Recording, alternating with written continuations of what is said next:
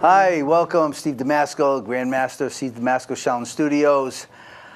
Okay, so last show I talked about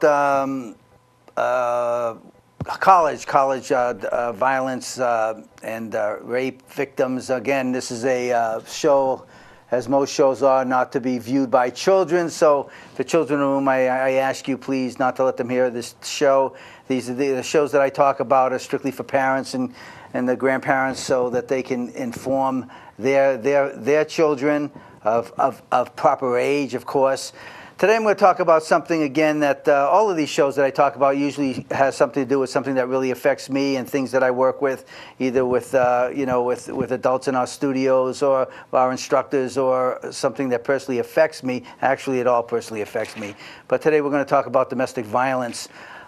This is something that really affects me. I grew up with, as a child, a young boy, with a lot of domestic violence in my home. As a, growing up with a paraplegic mother, I had to witness that, and I did a lot of research on the different statistics, and I cross-reference statistics because, again, statistics are skewed in many different ways, so I try to get as many different types of references that I can and try to give you the best information possible. And having worked with a lot of victims, and I did work for years in with the Coalition Against Domestic Violence groups, so I did have a lot of up-to-date information, and the information that I did get is pretty up-to-date. So I want to give you some statistics. And what prompted me was a CNN report that I got.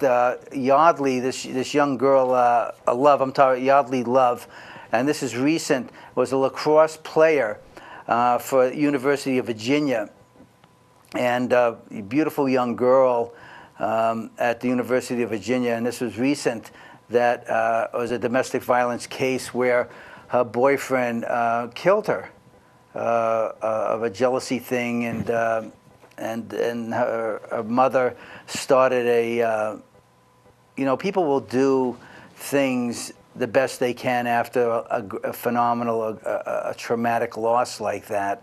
And she started a .org, a non-for-profit called joinonelove.org.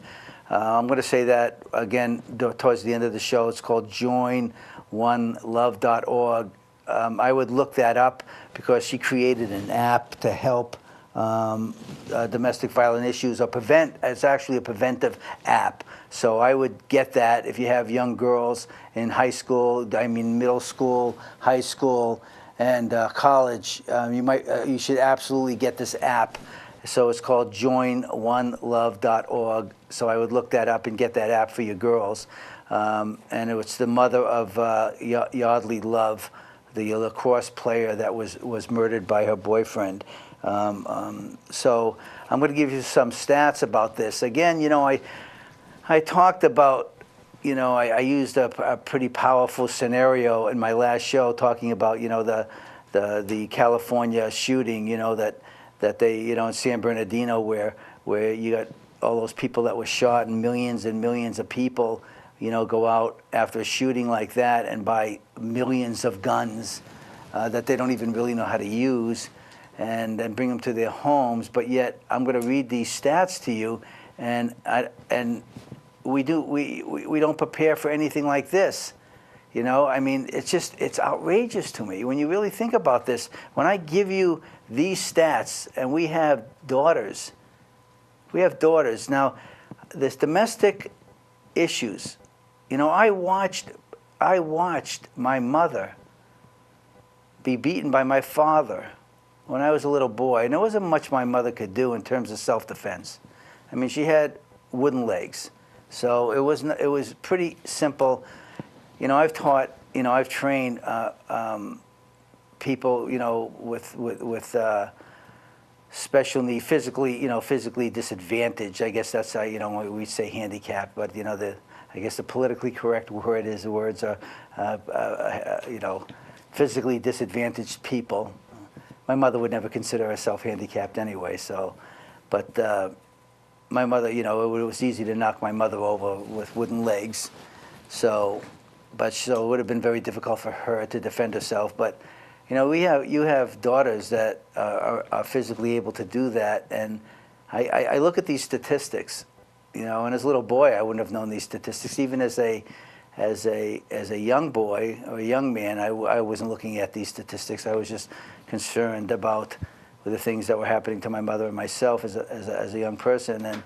But now looking at these stats, and I've known about these stats for a long time, and then, you know, again, I compare this to the San Bernardino shooting and the millions of guns. Every time there's a shooting, millions of people go out and buy handguns and assault rifles. And I'm not against that. I'm against people buying them and not knowing how to use them and practicing with them and understanding the danger in mishandling a weapon like that.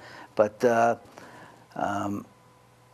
when you look at these stats, I don't understand why people aren't more alarmed or as alarmed with something like this and not preparing for something like this as they are when 14 people or 15 people get shot, when a lot of these domestic violences and these rapes are physical attacks.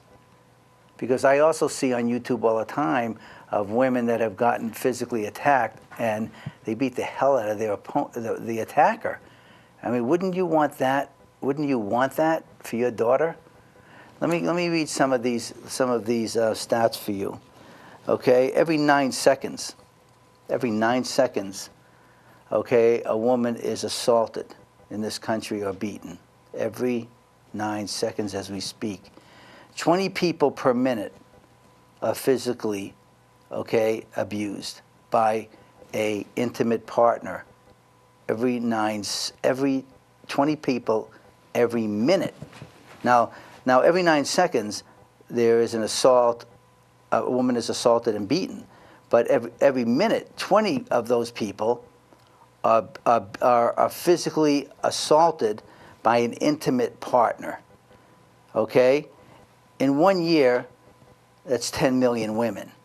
1 in 3 women have been beaten. 1 in 3 women have been beaten, okay, and been a victim by an intimate partner. 1 in 3, okay? 1 in 7 women have been stalked. Every day, 20,000 domestic violence hotlines. 1 in 7, 20,000 women a day, and those are the ones that are calling. Just remember that. These are the ones that are calling the domestic, okay, hotlines. So many don't. But 20,000 women a day are calling domestic hotlines. Women, okay, the ages of the women that are most commonly abused by their partners. Now these are by partners. The ages are 18 to 24. Ages 18 to 24 are the ages most commonly abused by their partners. Okay? Domestic violence is directly correlated to suicide and depression. Domestic violence. 1 in 5 women have been raped. 50% of the raped women have been raped by their partners. Think about that. 1 in 5 women in this country have been raped, and 50% of those women have been raped by their partners. Again, okay, that I'm going to repeat this a couple of times. We just came into the show. What prompted me to talk about this, and I was going to do this anyway, but again, I was looking at the CNN. We tried to download that, but we had a difficult time downloading it. The CNN report that I watched a couple of weeks ago was the Yardley Love young girl on the Virginia University was killed by her boyfriend, a lacrosse player, beautiful girl, great athlete, was killed by her boyfriend in a jealous rage, and her mother started a .org called joinonelove.org, and they created an app to try to help victims of abuse, and also it's a preventative app. So I would, if you just joined, I'd look that up. If you have young girls, kids in college, high school, you know, and junior high school. Okay, the app is it's joinonelove.org.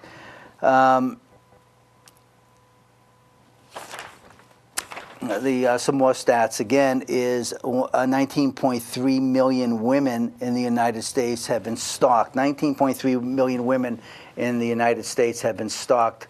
Okay, and again, this is these stats. You know, I've told you before. These stats are the ones that we hear about, the ones that have been reported. And I've told you before that that less than 50% of the, and this is a bad stat. This is a bad statistic. But they say that less than 50% of all rapes are reported. Well, I think that's a really bad statistic because I truly believe the number's less than that, because I will tell you about college rapes. Okay, college rapes that, and this is not my stat, this is a true stat, that only 10% are reported. That means that these are stats that have been, that they've come up with, not mine, that 90% of all college rapes, 90% of all college rapes are not reported. Think about that. Your daughters, our daughters, I have 3 boys, okay, in college, 90% of them are not being reported. That means you're not hearing about it. 90%. And the rapist that had agreed to talk to people that are doing statistics without prosecution, that agreed to talk to them, and even the ones that have been prosecuted, which are very, very mild, because less than 1% ever get to go, of all the rapes that have gone to trial, less than 1%, less than 2% ever get convicted, okay? Of all the rapes in college, they have admitted that they've raped more than one time. They're repeated rapists. So the guys that are raping women in college, it's not a one-time shot. Most of them will do it more than once. So let's repeat that stat. 90% of the women that are getting raped in college are not reporting the rapes. The guys that are doing these crimes are doing it more than once. You're not hearing about it. Why? Because why? Because no one's doing anything about it. Nobody's doing anything about it. Once they do, it's such a humiliating experience for the women, and it's a humiliating experience to report it, and they know they're not going to get anywhere by reporting it.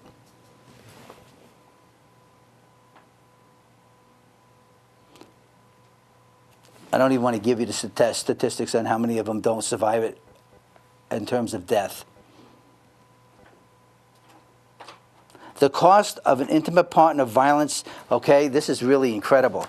The cost of intimate partner violence exceeds $8.3 billion per year. It's incredible.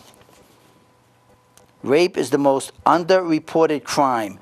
They say 63% of sexual assaults are not reported to police. Only 12% of Only 12% of child sexual abuse is reported to authorities. 12%. Oh, here's the stat right here. More than 90% of sexual assault victims on college campuses do not report the assault. 63.3% of men at one university who self-reported acts qualifying as rape, attempted rape, admitted of committing repeated rapes. Well, there you have it. There you have it. So what's my suggestion? My suggestion is this. You got 90% of the women that are being raped in college, okay? All right? We know that 1 in 3 women are going to be raped in their lifetime. We know that the average age of rape is 18 to 24 years of age. We know that every 9 seconds, every 9 seconds a woman is going to be raped in this country. We know that 20 women, okay? What was it? 20 women? Was it 20 women? 20 people per minute, 20 women per minute in the United States are going to be raped and attacked by an intimate partner, and yet those are physical acts that are actually happening. So if they're actually happening, that means that none of these women are physically able to defend themselves. What does that tell us? What does that tell us? It tells us that we need to do something about this stat. We need to do something about this stat. We need to do something about this.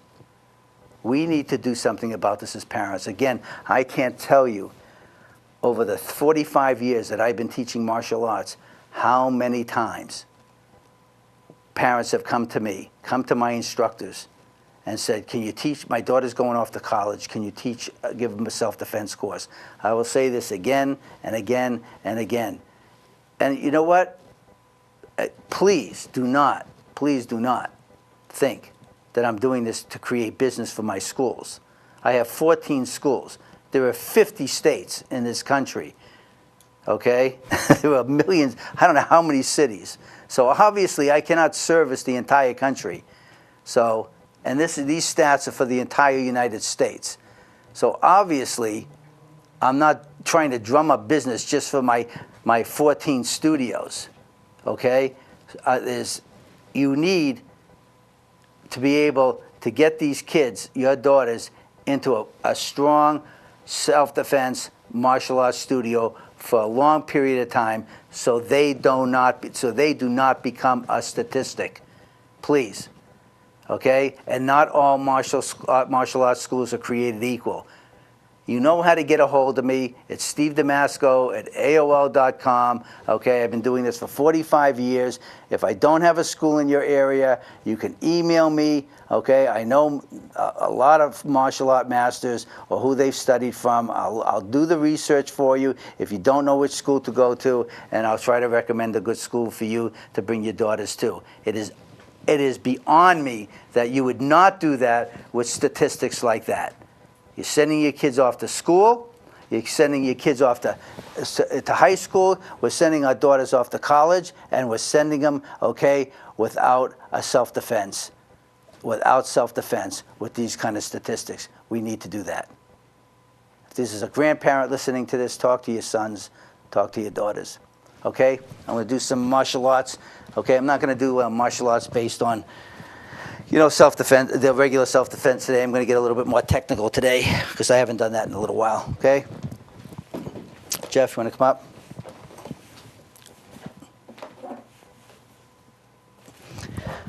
Okay. All right. Today we're going to talk about, get a little more fancy. We're going to talk about the China system again. The China system is based on joint manipulation, the 5-fist system. 5-fist system is based on joints.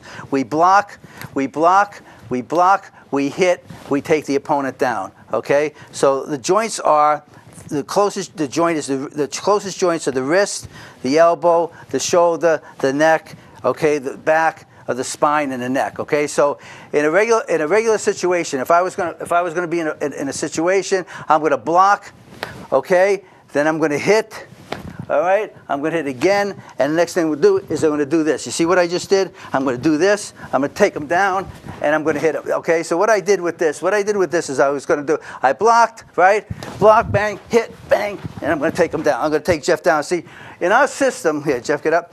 In our system, we assume a few things. One, I don't care if Jeff was 5'7". I don't care if Jeff is 6'6". I don't care if Jeff weighs 120 pounds or Jeff weighs 300 pounds. When I go into battle and we train adults, obviously adults like this, we assume this. They're bigger, they're stronger, they're faster, and they have a weapon, whether I see it or not. So when we do a technique, we block, okay, we hit, boom, okay, we strike again, we take them down, okay, and when we're right here on top of them. And we will keep going until they're down right here in front of us, and we will stay right here. We don't back away from our opponent because we assume just because they came at us, even if they had a weapon in their hands, Jeff, you can get up. Even if they had a weapon in their hands, how do I know that he doesn't have another weapon in his hand? Say, for instance, Jeff came at me with a knife, okay? I hit Jeff in the throat, boom. I take Jeff down, I get the knife, bang, I'm here. And I step away. How do I know if Jeff doesn't have another weapon inside? So whatever we do on the Shaolin 5-fist defense system, I'm going to be right here. And if Jeff moves again, I'm coming at him again. Remember on our blocks, right? The block is always right here. Block is always right here. I'm here, 1, strike, takedown. Okay, so I'm right here on top. Good, Jeff, up. My personal, we teach the 5 animals, tiger, crane, leopard, snake, dragon. My personal, as you know, my personal animal, because of the way that I'm built, is the tiger. Okay? See, what I can do from here is you see, if you look at Jeff's face, I'm only going easy. I can kind of like incapacitate Jeff. All right, and when I go in for the throat, because everybody's esophagus is different size in their neck. I mean, I got guys that are like necks like this. Jeff's got a pretty big neck, so I don't go in like this. I go in like this, and then what I'll do is, if you can see this, I'll come down and I'll squeeze until I got it. You see his face? Jeff, show me your cute face, okay? I'm here, okay? I'm not even squeezing Jeff yet, okay? He's anticipating the squeeze. I'll come in this way. I don't bend my wrist. I come in straight until I can get that, and then now you can see his face, okay? So I'll come in, right? I come in, I block, hit, boom, and I'll come in right in like this, and then, bang, I'll take him right down. All right? And what I did here, what you don't see, how much time have I got? 7 minutes? Oh, this is good. Okay, I'll come in, block, hit. Okay, what I do is I hit here. What you don't see is I locked, you see his back? The reason he went down is not because of this, is because I lock him up. My left hand is behind him, and I lock his spine up. And that's that Shinna system I talk about, because everything in the 5-fist system is based on a strike and joint manipulation, because the brain cannot process, okay, 2 things simultaneously. So when I block, I immediately have to hit. Okay, I immediately have to hit something. Boom. So I'm going to hit him. I'm going to hit him, or what I did the first time before I blocked on the inside, I came into his throat. So the brain is registering pain. While the brain is registering pain, okay, I took Jeff down, okay? And then, of course, I'm going to hit him again when he's down. Normally, what I'm going to do is in a real situation, he comes in, fly, boom, hit, boom, I'm going to hit him again. You see what I just did? I hit him again. You okay, Jeff? Okay, I'm pulling it. If I didn't pull it, then it would be a lot worse. Okay, I'm going to block, right, 1, 2, hit, strike him again. Did you see that? Bang, take him behind the knee, take him down. I'm going to be right there on top of him. All right? So normally in a real self-defense situation, I'm going to hit him, block him.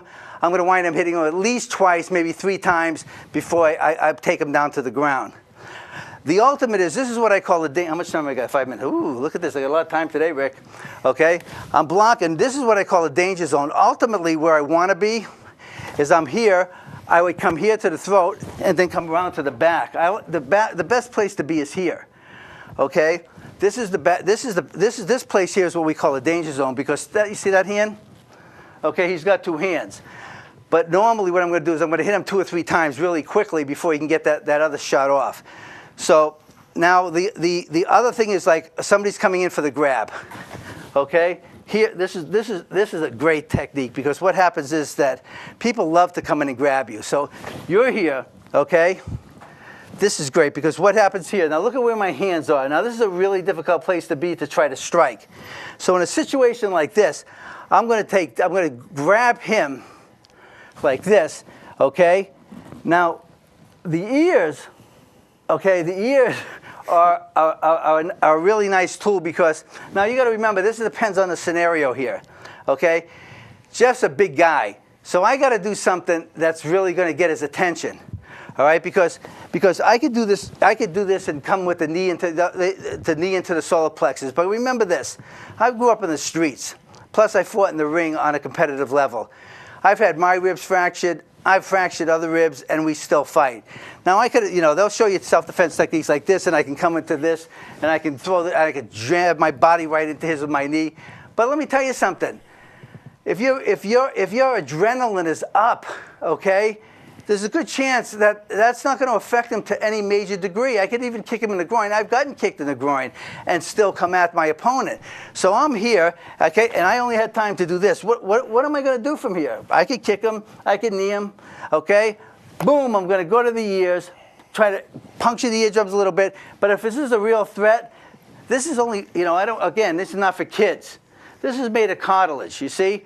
This comes off. Watch how easy Jeff's ear comes off. I'm just kidding. Okay? This comes off, boom, comes off really easy. But if I didn't want to do that kind of damage from here, come back at me here, right? I could do this, bang, all right? If I did this to his ears, I had my eardrums punctured, before. And let me tell you, when your eardrums punctured, there's a loud ringing, one eardrum, I got punctured, not both. Loud ringing noise. It sounds like the pain is incredible. You lose your balance. So, I mean, if I just was doing a self-defense thing, it would be bang, boom, and I go to the eardrums, do this, okay, take them down, bang, I'd lock up. Now, you see, it looks like he went down really easy. Get up, Jeff. Okay, why did he go down really easy? Because it was a chinner movement. First of all, it was easy to take him down because I just punctured his eardrum. But look at what I did. I locked his spine up. You see this? I locked his spine up. The whole system is based on block the punch, okay? Give the strike, right? Which I did. I punctured the eardrums. Lock up the spine, take him down, stay right on top of him. We're set, Jeff. I think I beat you up enough today. All right, thank you. Thanks for watching. I'll see you soon.